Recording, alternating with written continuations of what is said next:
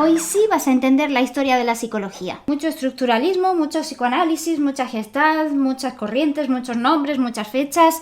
Vamos a organizarnos, vamos a entender el contexto, vamos a entender por qué pasan las cosas y así será mucho más fácil comprender esas cosas. De nada sirve aprenderse una teoría, los postulados, el nombre de la persona que fue su mayor exponente, si no se sabe por qué surgió, cuál es su motivación real y hacia dónde nos puede llevar utilizarla ahora o por qué en el día de hoy se entiende como se entiende. Así que hoy vamos a aprender a entender la historia. Y una vez entendamos la historia, entenderemos todas las teorías que nos estudiamos en ella. Si tienes un trabajo, un TFG, un TFM, una tesis o cualquier documento que necesite un contexto, ten en cuenta lo que vamos a comentar aquí para hacerlo. Comenzamos. Bienvenidos a Psicodab.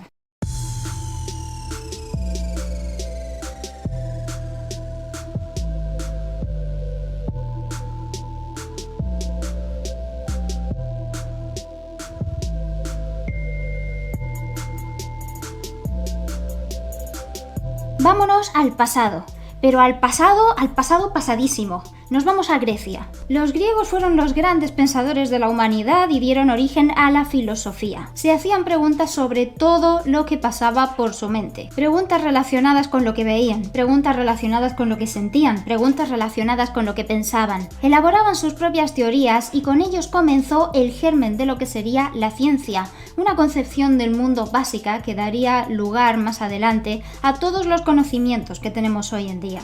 Por supuesto, también se hacían preguntas que estaban relacionadas con lo que hoy día conocemos como psicología. Podíamos dividir dos orientaciones de pensamiento que hubo en Grecia. Una orientación naturalista que se centraba en conceptos que se podían comprobar con los sentidos de alguna manera o que se podían calcular o que se basaban en lo que nosotros veíamos y podíamos interactuar con la naturaleza, y una orientación espiritualista que trataba conceptos con los que no podíamos interactuar de manera física, conceptos como el ser, la mente u otro plano de existencia. ¿Qué pasaba? Que por mucho que divagaran sobre un tema y sobre otro y por mucho que analizaran y que pensaran y que estudiaran, se llegaba a una conclusión, y es que era más sencillo estudiar aquellas cosas con las que podíamos interactuar que aquellas con las que no. Aquellas cosas que eran concretas, aquellos conceptos que nos rodeaban y que todos podíamos comprender de alguna manera. Es decir, ganó protagonismo esa orientación naturalista sobre la espiritual.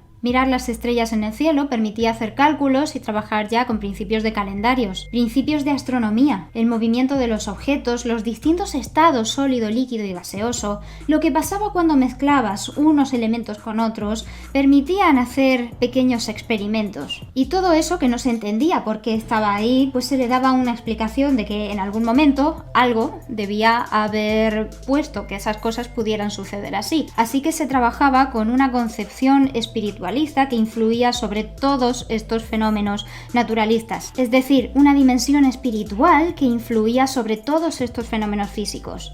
Hablamos así de los principios de la astrología o de la alquimia, una suerte de magia que estaba en realidad influyendo en lo que serían más adelante ciencias como hoy las conocemos, ciencias naturales. Sin embargo, pasaron los años, pasaron las generaciones, pasaron los imperios y llegó el cristianismo. El cristianismo imperaba en gran parte de Europa, lo hizo durante varios siglos y presentaba cierta educación que hasta ahora no se había visto. Una educación basada en unos valores muy concretos que todos podían comprender. Esos valores estaban reflejados en una moral y en un estilo de vida muy concreto que eran los mandamientos y que era la Biblia, el gran libro guía de todas las personas. Unos pocos sabían leer, unos pocos tenían conocimientos relacionados a Dios, relacionados a las deidades en general en todas las religiones. Eran los sabios, la evolución de los chamanes, de los primeros brujos, de aquellos que conseguían conectar para entender las cosas que el resto no podían comprender.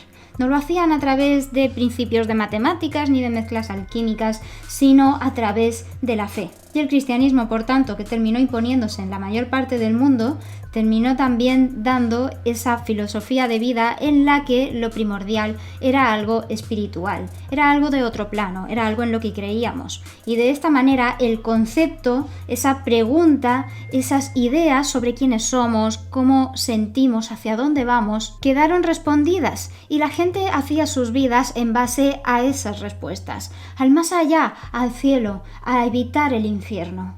En otras religiones el movimiento fue similar, aunque no tuvieran tanto calado, y a día de hoy se mantienen. Y es que al ser humano siempre le ha intrigado conocerse a sí mismo. Durante todos estos años lo llamábamos alma, ese hálito de vida, ese espíritu que teníamos, esa esencia, ese algo que era más que nosotros, que era más que nuestro cuerpo, pero no podíamos comprender cómo.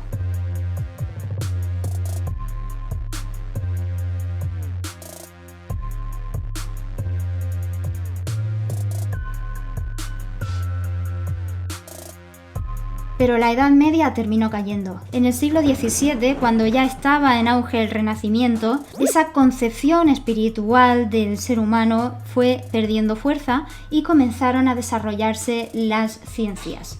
Las ciencias naturalistas, que más o menos habían estado paradas, lo que ya podríamos comenzar a entender como astronomía, como física, como química y ya no tanto como astrología o como alquimia, estaban cogiendo fuerza. Los primeros centros educativos reales, lo que hoy comprenderíamos como inicios de universidades, que luego serían colegios también para los niños pequeños, estaban reuniendo personas estudiosas, personas de alto poder social, personas con dinero, con conocimientos, con cultura, que dedicaban su tiempo a comprender, a estudiar, y esas personas comenzaron a desarrollar la ciencia en laboratorios. La ciencia fue evolucionando y si antes analizábamos términos generales, si antes hablábamos de las estrellas y hablábamos de física y de química para comprender nuestro entorno, ya había suficientes conocimientos para comenzar a estudiar nuestro interior y así comenzar a desarrollarse las ciencias biológicas. Hablamos de la fisiología, hablamos de la zoología, hablamos de la botánica. Vamos de lo general a lo particular, de todo lo que nos rodea a nuestro propio cuerpo. Y así comenzamos a comprender conceptos como los reflejos, comenzamos a comprender la vista, comenzamos a comprender un poco cómo funcionamos y que hay órganos que tienen determinadas funciones y sin ellos no podemos sobrevivir.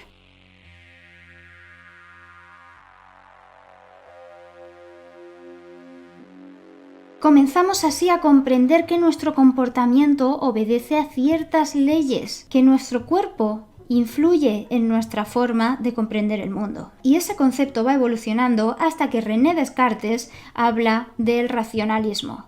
El racionalismo es una de las dos corrientes imperantes en el Renacimiento. Su concepción básica es que aprendemos a través de la lógica, haciendo razonamientos. Aquí, por primera vez, el alma deja de ser un espíritu como tal para convertirse en la mente. Hablamos ya de cómo funciona nuestro pensamiento y no tanto de nosotros como seres relacionados de alguna manera a otro mundo. La otra corriente que destacó en este periodo fue el empirismo, cuyo principal representante fue Francis Bacon. Y el empirismo defendía que aprendemos a través de la experiencia. No sabemos nada, pero cuando nos pinchamos con un alfiler entendemos que las puntas afiladas pues son peligrosas. Y estudiando sobre cómo aprendemos se siguen haciendo teorías, se sigue filosofando hasta que llega el siglo XIX, hasta que llega en concreto 1879, el año en que Wilhelm Wundt funda el primer laboratorio de psicología de la historia, el Laboratorio de Psicología Experimental en Leipzig, Alemania.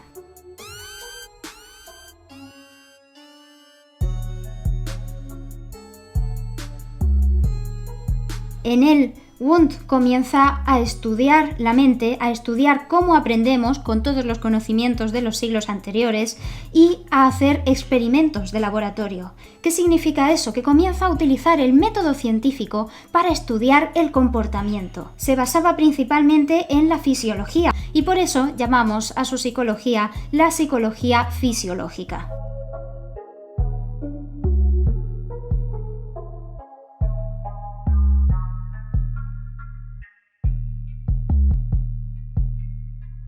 Con Wundt, la psicología nace como tal, nace como ciencia, y a partir de ahí comienzan a aparecer distintas corrientes que comprenden la mente pues de una forma o de otra. El estructuralismo, el funcionalismo, la Gestalt, el psicoanálisis, el humanismo, etc.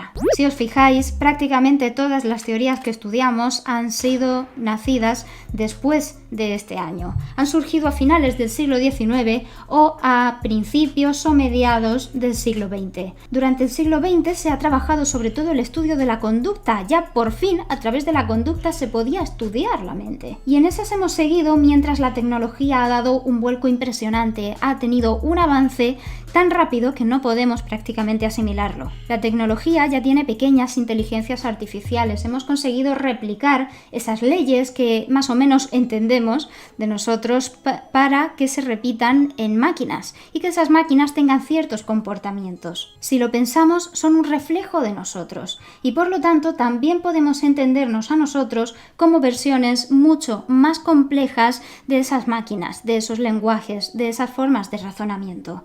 ¡Wow! Así, entendiendo cómo funciona una máquina o un ordenador, podemos hacer una analogía de cómo funciona nuestra mente.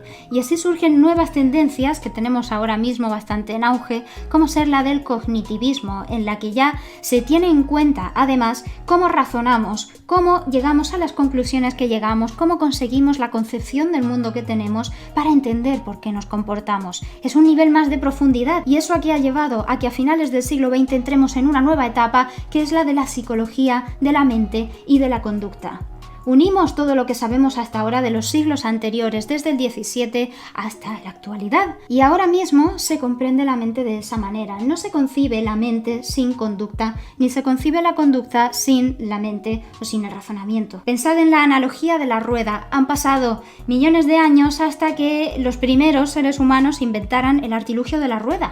Pero en el momento en el que se inventó la rueda, la tecnología comenzó a crecer cada vez más. Primero despacio, con las primeras herramientas, y después ya muy rápido en cuanto se crearon los primeros aparatos que funcionaban solos. Con la psicología ha pasado igual. Tardamos 17 siglos en pasar de una concepción de la mente como alma hasta una concepción de la propia mente como mente.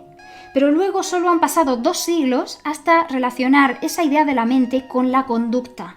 Y después solo ha pasado un siglo, desde finales del XIX hasta finales del XX, en la que se ha fusionado ese concepto de la conducta con la mente. Por eso podíamos hablar de 4 etapas, 4 fases en la historia de la psicología dependiendo de cuál ha sido su objeto de estudio. La psicología del alma, la psicología de la mente, la psicología de la conducta y la psicología de la mente y la conducta. Hasta que se creó el primer laboratorio podríamos hablar de que la psicología era una psicología filosófica. Todo eran divagaciones, teorías que se hacían a través de la filosofía. Pero en el momento que se abrió el primer laboratorio experimental, creamos un nuevo marco completo para comprender la mente. A partir de ahí comenzamos a hablar de la psicología experimental o psicología científica.